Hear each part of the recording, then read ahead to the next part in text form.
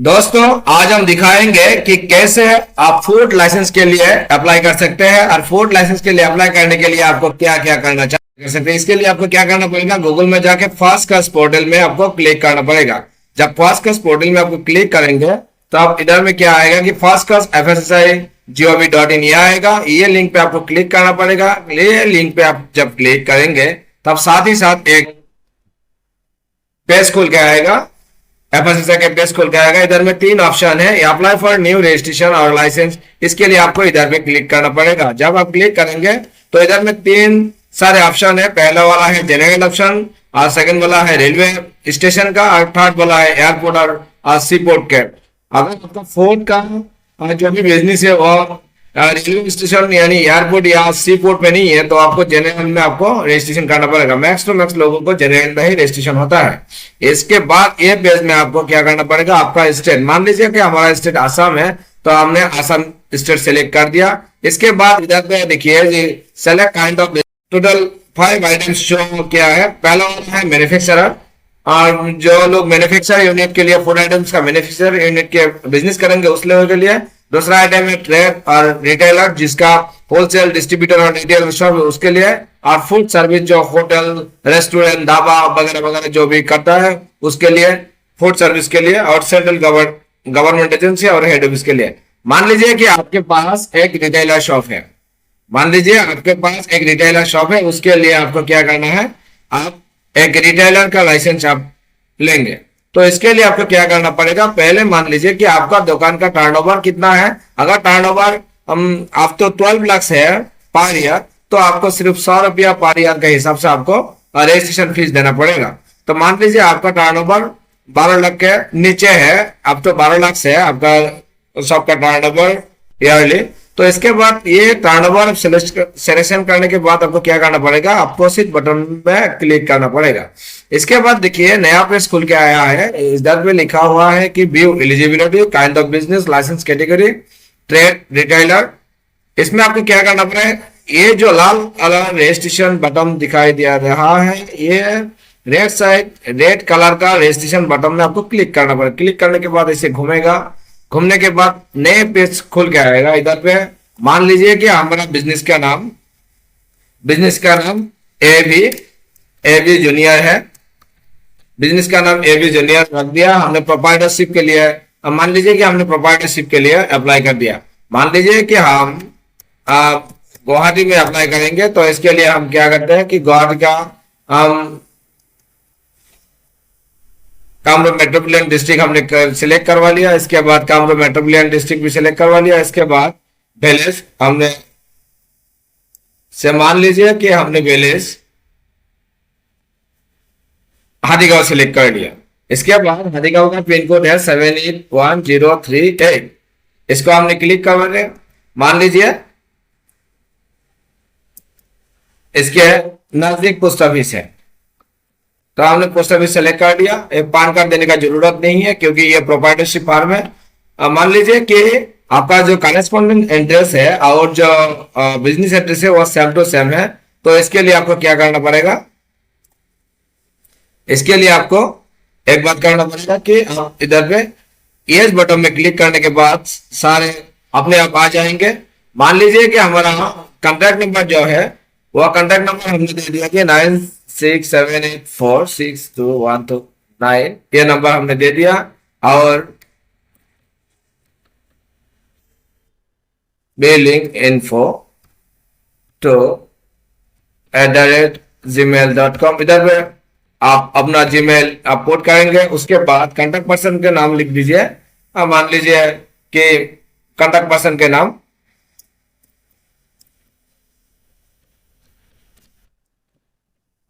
बहादुर इस्लाम है।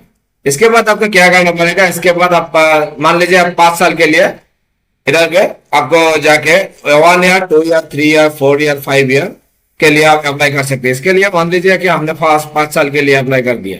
इसके बाद नेम ऑफ द कैटेगरी, इधर में आपको क्या करना पड़ेगा, मान लीजिए कि इधर पे हमने प्रिपेयर्ड फूड सिलेक्ट करवा लिया। इधर पे हमने डेयरी प्रोडक्ट सिलेक्ट करवा लिया। इधर पे हमने डेयरी प्रोडक्ट सिलेक्ट कर दिया और इसमें जाके क्या करना पड़ेगा, 7 ऐड करना पड़ेगा। इसके बाद हम सेकंड आइटम भी ऐड कर सकते हैं। इसके बाद इसको ऐड करना पड़ेगा, ऐड कर 7 ऐड करना पड़ेगा। इसके बाद प्रीपेयर्ड फूड हमने कर दिया, इसके बाद 7 ऐड करना। ऐसे करके आप जितने भी आइटम्स है हर आइटम्स आप इधर पे डाल सकते हैं। इसके बाद क्या करना पड़ेगा,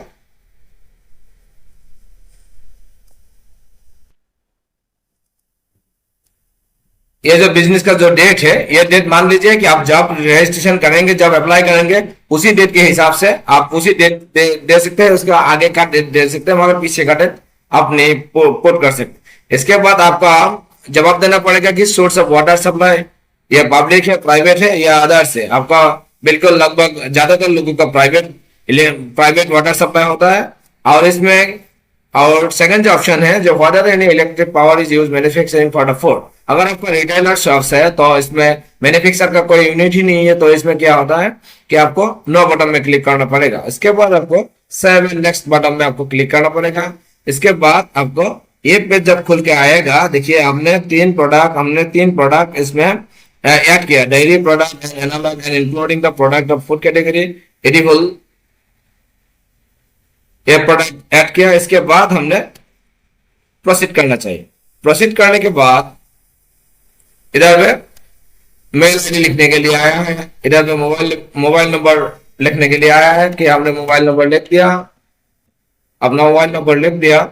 इसके बाद बिलोंग्स टू सेल, आप सेल भी लिख सकते हैं। अगर आपका कोई रिप्रेजेंटेटिव है तो उसको आप रिप्रेजेंटेटिव भी लिख सकते हैं, ऑथराइज रिप्रेजेंटेटिव, पेरेंट, सन, डॉटर, ब्रदर, सिस्टर, स्पाउस, हर कोई भी आपके फूड लाइसेंस के लिए अप्लाई कर सकते हैं। इसके बाद कॉन्टैक्ट पर्सन का हम मान लीजिए कि इधर पे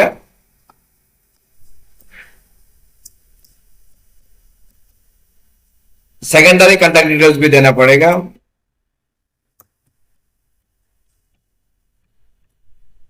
और ये भी बिलोंग्स टू सेल्फ हमने दे दिया। इसके बाद देखिए कि ये एक लॉगिन आईडी क्रिएट हो चुका है, ये लॉगिन आईडी क्रिएट हो चुका है। मान लीजिए अभी यह क्या करना पड़ेगा कि एक पासवर्ड आपको सेट करना पड़ेगा, और इसमें आपको कंफर्म पासवर्ड आपको सेट करना पड़ेगा।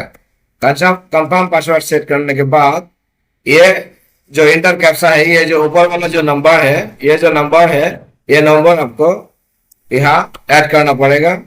यहाँ ऐड करने के बाद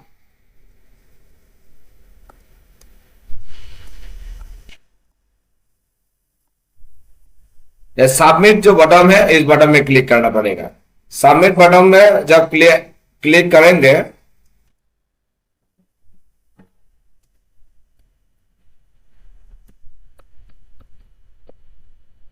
सबमिट बटन में जब क्लिक करेंगे सब दिखेंगे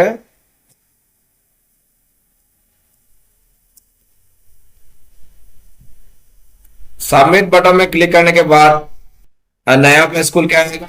नया पेज खुलने के बाद देखिए, जरा वेट कीजिए, इधर में हमारा जो मोबाइल नंबर और मेल आईडी दिया था उसमें एक ओटीपी जा चुका है। ये ओटीपी इधर में डालना पड़ेगा। इधर में ओटीपी आया 554145, हमने डाल दिया। डालने के बाद मान लीजिए कि और नया पेज खुल के आएगा।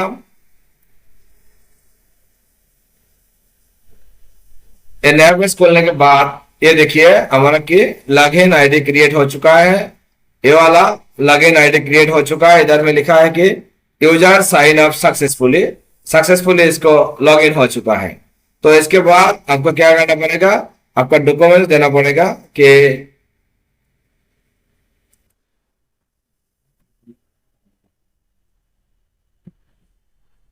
मान लीजिए हमने ये डॉक्यूमेंट दे दिया, उसका अपलोड भी कर दिया। इसके बाद मान लीजिए हम दूसरा भी डॉक्यूमेंट दे देंगे। हम मान लीजिए उनका आधार कार्ड दे दिया, आधार कार्ड का फाइल से हमने आधार कार्ड ले लिया, उसको भी अपलोड कर दिया। उसके अपलोड करने के बाद सेकेंड आइटम जो भी आता है कि डॉक्यूमेंट डिस्क्रिप्शन, आपको प्रीमाइसेस ऑफ बिजनेस, इसके लिए आपको क्या देना पड़ेगा कि अगर बिजनेस प्रीमाइसेस का कोई लैंड डॉक्यूमेंट से अगर भरेगा शॉप से, तो आपको क्या देना पड़ेगा कि आपको रेंट एग्रीमेंट देना पड़ेगा। मान लीजिए ये रेंट एग्रीमेंट हमने प्लेस कर दिया। दूसरा बात यह है कि रेंट इंक्रीमेंट देने के बाद इसको अपलोड करना पड़ेगा। अपलोड करने के बाद नया पेज खोल के आएगा और इसमें आपको क्या एनी अदर डॉक्यूमेंट्स देना पड़ेगा। जैसे मान लीजिए एनी अदर डॉक्यूमेंट्स से ट्रेड लाइसेंस, ट्रेड लाइसेंस, तो इसके लिए आपको क्या करना पड़ेगा। इसके लिए मान लीजिए कि ये वाला ट्रेड लाइसेंस का एनओसी हमने अपलोड करवा दिया।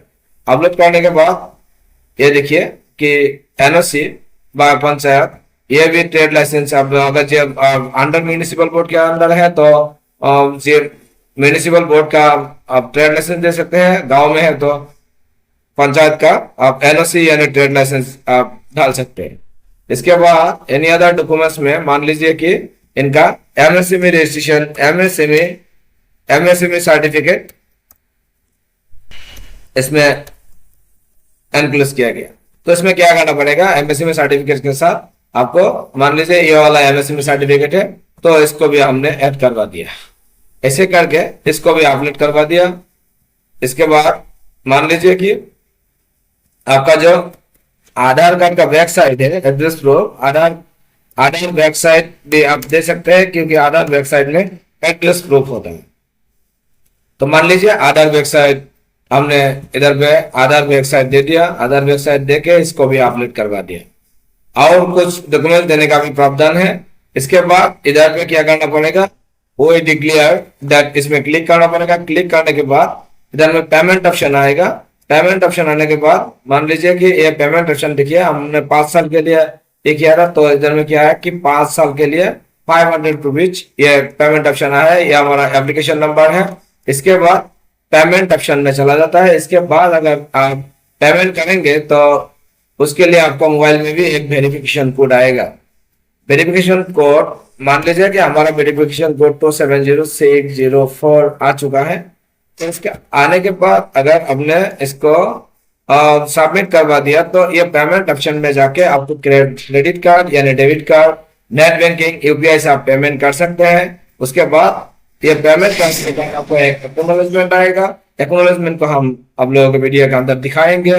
अगर पेमेंट कर दिया तो वो अंडर प्रोसेस में रहेगा और 1 या 2 दिन या 7 डेज के अंदर अंदर आपको मेल में नोटिफिकेशन आएगा। और जो आपको जो रजिस्ट्रेशन नंबर मिला, रेफरेंस नंबर मिला है, वो रेफरेंस नंबर से आप ट्रैक कर सकते हैं कि आपका अप्रूवल आया है कि अप्रूवल नहीं आया। अप्रूवल आने के बाद कैसे उसको डाउनलोड किया जाता है वो भी हम बाद में दिखाएंगे।